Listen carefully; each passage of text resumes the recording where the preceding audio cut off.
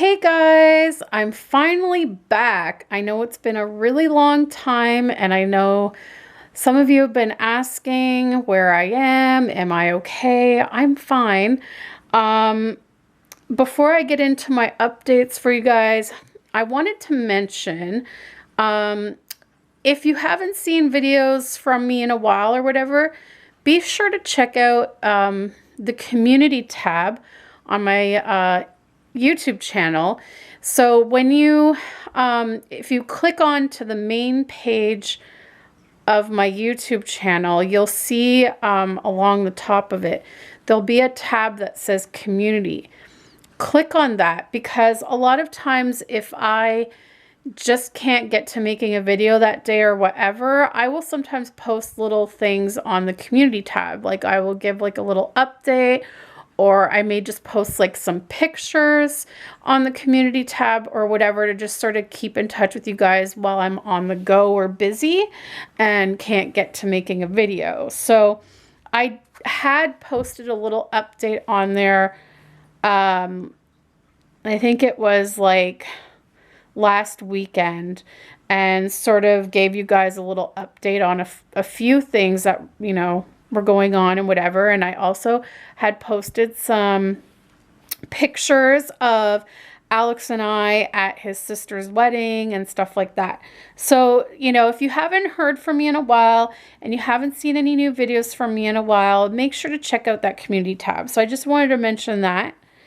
Okay, let's get into what's been going on. So first off, I haven't made videos because the job at Alex's work was extended a little bit longer because his coworker that he was covering for needed a little bit of extra recovery time from her surgery. So I had to continue to cover Alex's job. So basically my last day of work there was May 10th. But I'm going to go back a little bit further to give you guys some health updates. So basically things have been flaring up during the time period that I was working the full-time hours. It was just I think I mentioned in a previous video, it was just too much for me. Like, I'm glad I tried it though, because like, I just never know, like with my health, I never know like what will work and what won't. It's always changing. And so, it had been a few years since I tried working full time, and I thought I would just give it a go and just see, maybe doing an office job would be a little bit easier to figure out like full-time hours. So like it just was going to give me like hopefully another option other than nanny jobs or whatever. But what I really found was the sitting at the desk for long periods of time like that was just, it wasn't good for me. Because even here at home, like if I'm editing a video that's taking like hours to edit, I have to take frequent breaks. Like I can't sit with my legs like over the side of a chair for long periods of time, because I get like circulatory issues sometimes, and I also like it can sometimes I have a lot of problems with my right knee, because when I was in high school, I was about 15 years old at the time that I was diagnosed with juvenile arthritis. And the juvenile arthritis actually started in my right knee. So I have had issues on and off for years with my right knee. And so, yeah, so basically, my knee was getting swelling and pain from sitting like that. And I would try my best, like, every hour to take like a break and just like walk around the building a little bit to try and like stretch out my knee and like work it out in that.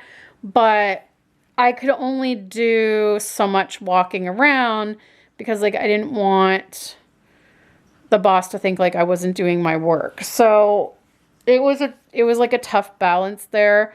And yeah, and then of course, like with me having the sleep issues, it just made for a really long day. Oh gosh, hold on a second. Riley's getting into some mischief. Okay. Sorry about that. Sometimes Riley tries to open the door to the crawl space and go in the crawl space for some weird reason. And I don't want him in there because there's like a lot of stuff in there and I don't want him to get into anything. Okay, so anyways, on April 30th, I had to go to the lupus clinic. So I had been to the lupus clinic a week prior to that, and they put me on a week's worth of anti-inflammatories for my knee to see if that would help. And then if it didn't help, I had to come back, which is what happened. It didn't work. So I had to come back to the clinic on April 30th and get my knee drained and get a cortisone shot. And I had that done one other time. I had it done a few years ago. I think it was like 2016, I think it was, like the fall of 2016. It was right before I went to Arizona. And it helped really like a lot the last time. So they did it again. And it's quite a painful procedure. I mean, they put some freezing in first, but it still hurts because like when they're draining it, they have to press on the pocket of fluid to get it going out. And then you have a needle in there and the needle's like into the joint. And it's just like, it's not a pleasant experience. And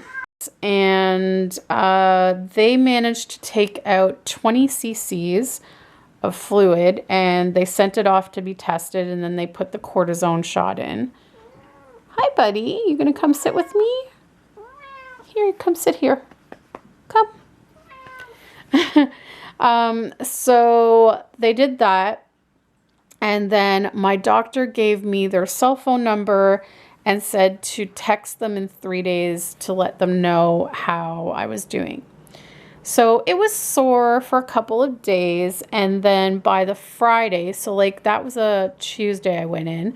So by the Friday, it was feeling quite good. And I texted the doctor that and said, it seems to be on the mend. It seems to be much better. So that was that. But then by the next week, by the Wednesday, my knee started to swell up again.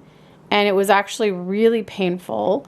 And by the Friday, which was my last day of work, May 10th, my knee was worse than it was before that procedure. It had ballooned right up. It was very tight. It was almost hard as a rock. I could barely bend my knee. I was walking with like a major limp. The pain was like even worse. So on May 10th, it was my last day of work, and I got to work in the morning, and I texted, hey buddy, I texted my doctor again and told her what was going on. And so she was quite concerned and said,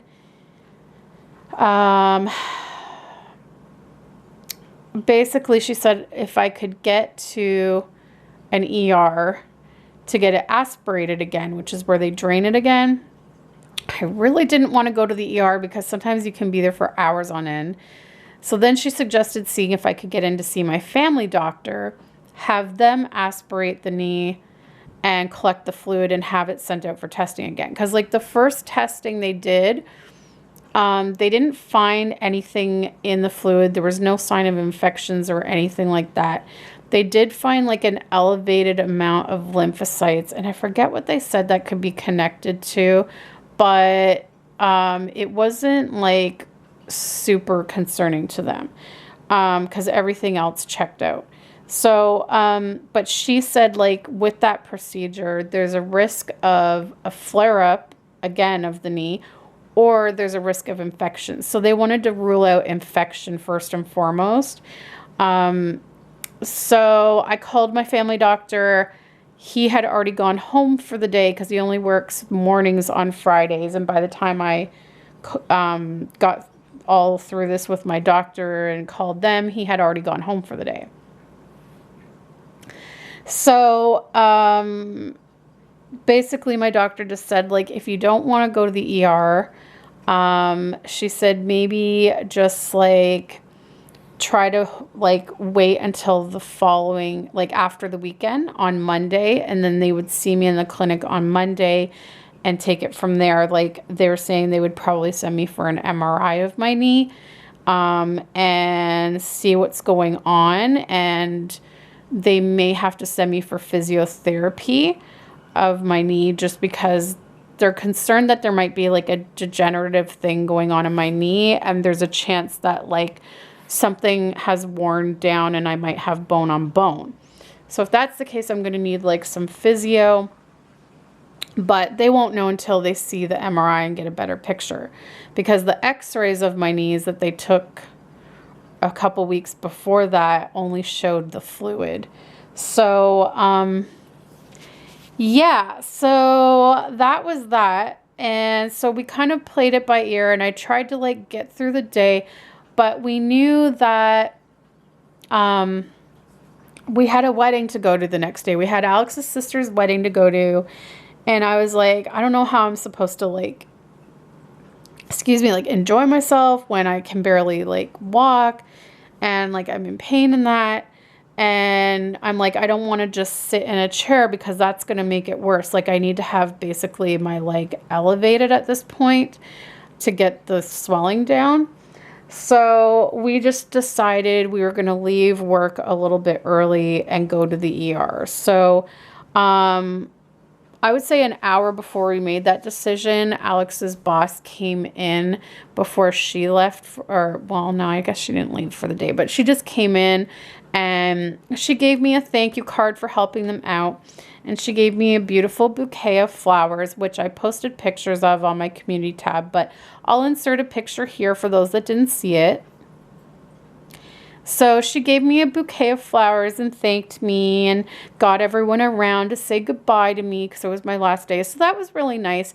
And then it was about an hour after that that we made the decision to go to the ER and just leave a little bit early because we didn't know how many hours we would spend in the ER, and we didn't want to be there like half the night and then have a wedding to go to the next day.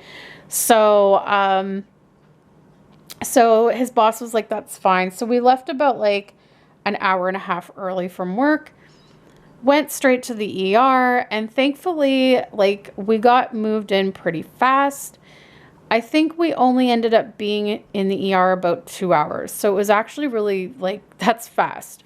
Because there's been other times where we've been there for like 6 hours or so. So we got in and someone aspirated my knee, and this time they took out over 40 cc's of fluid. The first time was 20, and this time was well over 40. It may have been more like 50. Alex couldn't believe how much fluid was coming out, and I immediately felt the difference, obviously, because like all that fluid gone, I could immediately bend my knee again. So that was great. And they also, instead, they couldn't put more cortisone, obviously, because it was too soon. So what they did do is they gave me some extra freezing that was like a long-lasting freezing. And he said it should give me like 24 hours of pain relief. So I was like, well, that's good. That'll take me into the evening portion of the wedding reception. So I should be okay. And then like I could just bring like ibuprofen or like a Tylenol arthritis with me to take, or even like naproxen or something like that if I need it. So we figured that was good. In the meantime, my wonderful mother-in-law, she has her own salon. It's like a nail salon. Like they do mani-pedis, they do hair, they do makeup, they do massages, all that stuff. She offered to give me a free hair and makeup for the day of the wedding. And when all this stuff happened with my knee, I asked her if they could also wash my hair, because I was like, at this point, like, I'm in so much pain. Like, I can't even imagine standing up to shower. You know, like, I just wanted to have like a bath and then like just have them wash my hair for me. So she said, sure, no problem. You can come in a little bit earlier and they'll wash your hair and all that stuff. So that was good because like it would have been too much for me to do that. So it was nice. I was really happy with how the makeup turned out because I was a little worried. I'm not one to wear a lot of makeup. And I remember doing a makeup trial with a makeup artist for my wedding. And I hated the way that this makeup artist did my makeup. Like, it looked horrible. It made me look old, and it just didn't look like me. And so that's why for my wedding, we ended up not going with a makeup artist. We actually had my mom do my makeup, and it looked much more natural in that. So I was a little worried, like, because I was thinking of that experience, but the makeup artist at my mother-in-law's salon was fantastic, and she gave me like a really nice natural look. And like, she didn't even use mascara, but because she curled my eyelashes and put just a bit of eyeliner on the top lid, it actually looked like I had mascara on. So it was really, like, I was really pleased with it, and I liked the way that she curled my hair and all that. So I will put pictures of that in here as well. So yeah, so it was a really nice day. So once I was ready in that, we headed over to the venue, got there just after 3 p.m. and did some pictures with his sister and her groom and family and that. And then the reception was about, I think it was like around 4:30 p.m. And then after they had the ceremony, they did a couple of more pictures. We had like a little cocktail hour with some like hors d'oeuvres going around, which were nice. And then we headed upstairs because it was in like this house or mansion kind of thing. And so like the ceremony was outside, and then we went upstairs for the reception. The reception was really nice. Alex did a toast. That was really funny. And yeah, it was just a really nice night. The meal was delicious. The dessert was creme brulee, which is my favorite. And then once the reception portion was done, like the last thing they did of the reception was the cake cutting. Then we all went downstairs to the main level, which is where the dancing was going to be. And then across from the dance floor was the bar. And then in a little tiny room off from the dance floor was the dessert bar set up. And there was also a little photo booth set up. So we did some of the photo booth, and I'll put those pictures here. So that was lots of fun. They had the photo booth like that at his cousin's wedding and that we went to in the fall. So it was really fun. And even though my knee was starting to get sore at that point because the freezing was wearing off, and it basically just felt like it was bruised because I think like from all the needles that they had to put in, I had like a bit of bruising. I still managed to enjoy the night, and I managed to get some dancing in. Like, I just basically had to baby my knee a little bit with the dancing, so I couldn't like do full on dancing like I usually do, but I still had a good time. Like, with the music was great. We had lots of dancing, and at one point they played Taylor Swift Shake It Off, which I was like so happy. And it was basically me and like one other girl on the dance floor for Shake It Off. Like, literally everyone left the dance floor for Shake It Off. And so I really felt like I lived the lyrics of Shake It Off when she says, "I'm dancing on my own." I was like, yeah, I'm dancing on my own here. And I was quite happy. So we had a really good time, and we were there till about 12:30 at like 12:30 a.m. And then we had about a 45-minute drive to get home. So we didn't get home till like just after 1, I guess it was. So that was really nice. And then the next day was Mother's Day. So we went to my mom's around 3 in the afternoon. And so we hung out at her place for about 3 hours, just chit-chatting and whatnot. And then we took her out to dinner. This was a dinner that we were actually going to take her out to for her birthday back in February. But at the time, she, for whatever reason, just didn't feel like going to a restaurant. So we kind of put it off. So we took her out for Mother's Day, but I also gave her a Mother's Day gift. And the gift was a Charmed Aroma bath bomb. So it's a bath bomb, and then it dissolves, and inside of it is a necklace. And then the other part of her gift was I got her a ticket to this alpaca farm that Marilyn and I are going to be going to. And so my mom will be joining us, and that'll be around the end of June. And we're going to go, and we're going to get to, like, my understanding is we're going to get to feed alpacas, and we're going to get to, like, walk an alpaca on a leash. So that sounds really fun. So I got her a ticket for that because I know she was my mom was actually the one that found the place and said she'd like to go. So that was her Mother's Day gift. And then the dinner was basically part of her birthday gift, but it worked out. We were able to go on Mother's Day, so it was nice. Then what else happened? Okay, so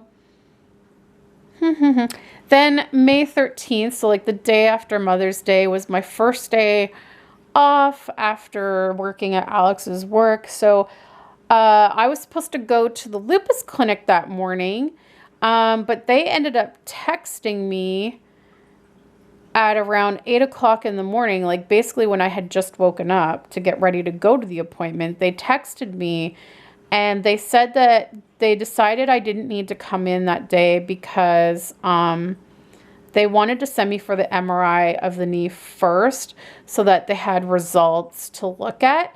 So when they texted me to tell me that, I also informed them that I did in fact go to the ER, and the ER had sent out the fluid for testing, and that I had given the doctor in the ER the fax number for the lupus clinic so that they could fax them all the test results. So they were happy with that. So thankfully I didn't have to go all the way down to the lupus clinic, because it takes me like an hour and a half to get there by bus. And it was like a really, really rainy day.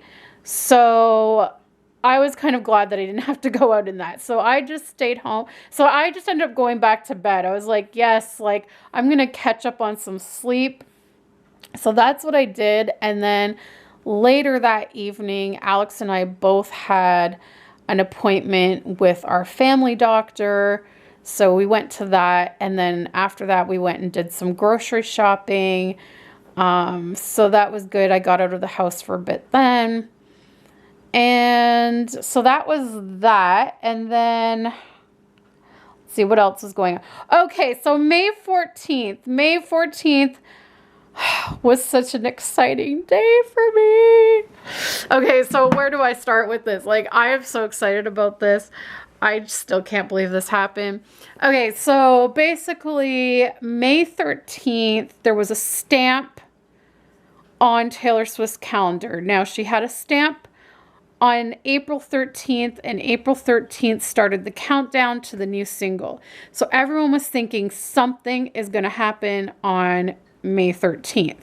And Taylor even confirmed in an interview just days before May 13th, she confirmed that the stamp on April 13th was a thing. So we just assumed it meant all the stamps were a thing, because there's all these like random stamps in her calendar. So we're just like, okay, they do mean something. Well, nothing happened on May 13th, but her team, Taylor Nation, did start posting stuff. They had been quiet for a few days and they started posting stuff. And then on May 14th, they came on and they did a thing where they were getting fans to like reply. So like they will periodically go on to Twitter and start like a hashtag of whatever and just ask fans like a question, and then they wait for like fans to like respond with pictures, videos, written responses, whatever. And then sometimes they will like reply to those fans. Like they'll either reply to them or they'll retweet them or they'll like their posts, like various things. And so, you know, like I've been on the online portion of the fandom, like the Taylor Swift fandom, Swiftie fandom. I've been a part of that for about a year or so, maybe a little over a year now. And I learned very quickly, like I learned back before the rep tour started, like it was just before rep tour started, it was while they were rehearsing that I joined the online fandom. And then she announced days before the tour, like that there was going to be a thing called Rep Room, and they were going to like find fans online or find fans in the audience to meet her backstage before and after the show. And we found out like before the show, they picked fans from online, and then during the show, they picked fans from the audience to meet her after the show. And it was called Rep Room. And then I found out that apparently she had done this for previous tours. She did the Tea Party Room, which I forget which tour that was, but they had like Loft 89 for the 89 tour. They had the Red Room, I think it was called, for the Red tour. And then I think like the Tea Party Room was for like the Speak Now tour or something like that. And so she had been doing this for years, and I wasn't aware of it because I wasn't on the online fandom yet. So I didn't have that information. So I found out about it. And so basically I'd been trying to get the attention of her team for like over a year now. And it's exciting when people get noticed by them, because then you feel like your chance increases a little to be picked to meet Taylor. And like she also does things called secret sessions where she picks like hundreds of fans online to go to one of her homes, and like she'll host like, oh gosh, I think she's done like 5 secret sessions at 5 of her houses. Like she has more than one house in various parts of the country and world and that. So like she'll invite a whole bunch of fans to her house to hear the new album before it's released. So that's another thing that she'll do. And so I've just been like trying so hard like to get noticed. And like I know sometimes that her team may not physically like a post or retweet a post or comment on a post, but they may still have seen you. Because like Taylor has told fans, she will sometimes just screenshot their post and then send it to her team, and ask them to like contact the fan. So like it's, you know, you just never know. Like even if you don't get like an actual physical notice from her team, like you may still be on their phone or on her phone, and you just don't know it until like it happens. But I always kind of feel like the chance increases just a little bit. Like, and it's also just good, like for peace of mind, like just to know that that they have seen you and they have seen your post. So anyways, they asked, what makes you the only one of you? And I replied, and I talked about how I'm an adult doll collector, which is sometimes considered odd, but I don't let it stop me. Like I just do me, and I do what I enjoy and what I love. And I talked about how like, you know, I just keep on fighting lupus every day, and like you know, even though sometimes I feel like giving up, I don't. I keep like pressing forward and all this stuff. And then I also mentioned like I'm an older Swiftie, and you know, again, some people might find that odd, but I don't care. I love Taylor and all this stuff. So I posted a picture of me and Maisie, as well as a picture of me from the wedding this past weekend when I was all done up. And oh my gosh, so I posted it, and I had seen that Taylor Nation had, you know, retweeted and liked a couple posts like maybe 10 minutes prior to me posting that. So I was like, okay, they're obviously still online. So I just posted it, and then I just went offline and finished making dinner, ate dinner, watched something on TV. 2 hours later, I decide, I'm just going to pop on Twitter and see if maybe Taylor Nation saw my post. But I was thinking to myself, it's never, like, it's not going to happen. They're not going to see my post. Like, so I log into Twitter, and usually, like, I'll see notifications if people have liked my post or commented or whatever. There was 0 notifications, like no notifications at all. But there was a notification that I had new messages in my group chat. So I'm part of a Canadian Swiftie group chat on Twitter. So I was like, oh, okay, I wonder what they're chatting about. So I go into the group chat, and I see all these people like saying congratulations to me. They're like, oh my God, Crystal, congratulations. And I'm like, congratulations for what? I was like, what are they talking about? And then it dawned on me that, like, oh my God, when other people in our group chat have been noticed by Taylor or Taylor Nation, they will say stuff like that. They will congratulate that person and be like, oh my God. And I was like, I just paused. And like, I swear my face probably went white. And I was like, I literally started to say, no, really? No. So then I go to my notifications, even though it's not showing that I have notifications. I go in, and then I see it. Taylor Nation actually replied to my tweet, and they said, you're incredible, Crystal. And then like all these people were congratulating me, and I screamed so loud.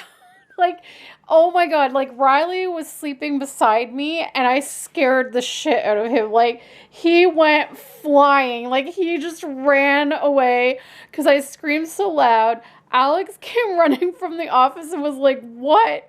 And I was like, oh my God, like Taylor Nation just noticed me. I was literally like shaking. I was shaking. I immediately was like flushed. I was like sweating. I was like, I don't even know. I was just screaming, and I was just like, oh my God, this actually happened. Like, what the hell?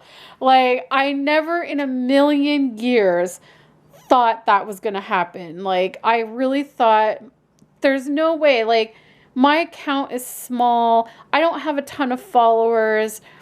And like, I would post and tag them in all my posts, and they would never like see me at all. And I was like, it's just not going to happen, Crystal. Just like, whatever. But I kept at it. I kept doing it.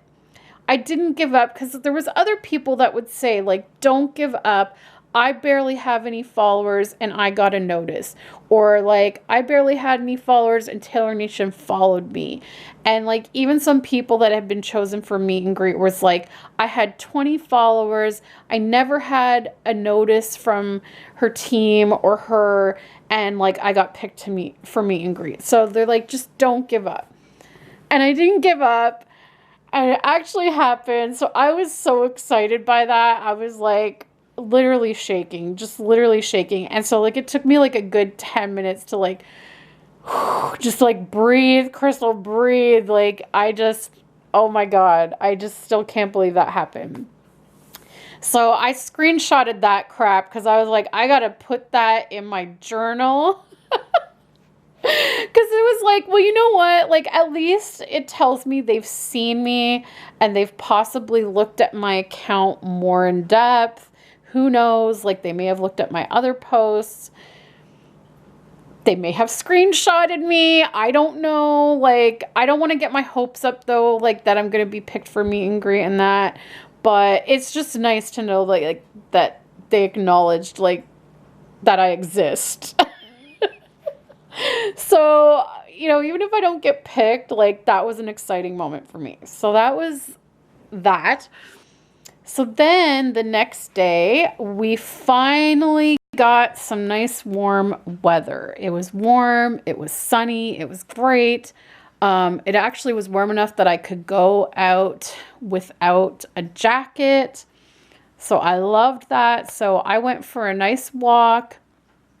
Went down to the corner store to get a couple things, then walked home, dropped them off at home, and then went walking around the neighborhood and just enjoying it. And I was listening to all my Taylor Swift music on my iPod because, like, honestly, a lot of her songs are really great walking songs. Like, they make you strut, and just like the beat of some of her songs are perfect songs to go walking to.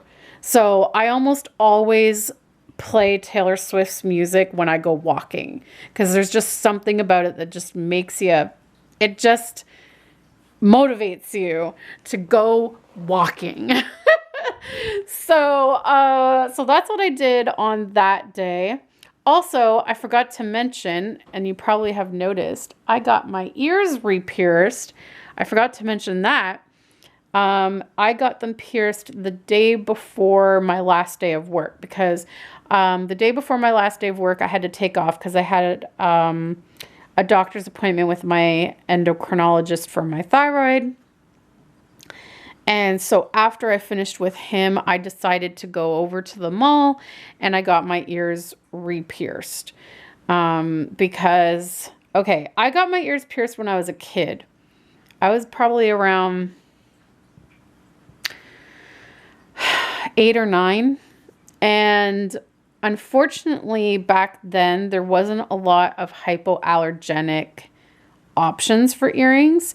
And so I was having severe allergic reactions to the earrings. The only ones that I could wear that I wasn't allergic to were like these gold hoop earrings that my grandma had got me that were like real gold. Other than that, I couldn't wear any other earrings. So I gave up. I was like, what's the point if I can only wear the same earrings all the time? Like, I just gave up. So the holes closed up. So then when I was an adult, I think it was maybe like the first year Alex and I lived here, I decided to go and get my ears. Maybe it wasn't when we first moved here. It might have been while we were dating still. I can't quite remember. Either while we were dating or our first year living here, that I decided to get them re-pierced. And I went to Claire's, which was a big mistake because Claire's is like the worst place possible that you can get your ears pierced, but I didn't know that at the time. So I went and got my ears re-pierced at Claire's. But this ear, my left ear was fine. My right ear, they totally messed it up. They didn't make the hole straight through. And so every time I would try to put earrings in, my earring would literally get lost in my earlobe. And I had to fiddle with it so much just to get it to come out the other side that every single time my ear would end up bleeding. And it would take me literally like sometimes 10 minutes just to get an earring in there. And so over time, I just got fed up with that again. And like I had got them re-pierced because at that point we knew I was allergic to nickel and cobalt. So I basically avoided earrings with that. Like I would buy the nickel-free earrings, or I would buy like the titanium earrings, or like certain gold earrings or whatever. So like I would avoid anything with a nickel or cobalt, and I was fine. But it was just that, like, this one was a pain. Like, they totally screwed it up. So after a couple, like I would say after like a couple of years of messing around with that and like getting frustrated with it, I gave up again. And so over time, of course, my holes closed up again. But I was like determined. I'm like, you know what? Like I really want to be able to wear my earrings. So I did some research on some of the best places to get your ears pierced in Toronto. And this one at the mall came like highly recommended. So I went in and they were great. Like the girl, like I told her all about my experiences. And so she looked my ears over to make sure I didn't have any scar tissue, which she said I didn't. So that was good. And they were really good. So anyways, I've had my ears pierced now for about over a week, just over a week. So that's exciting.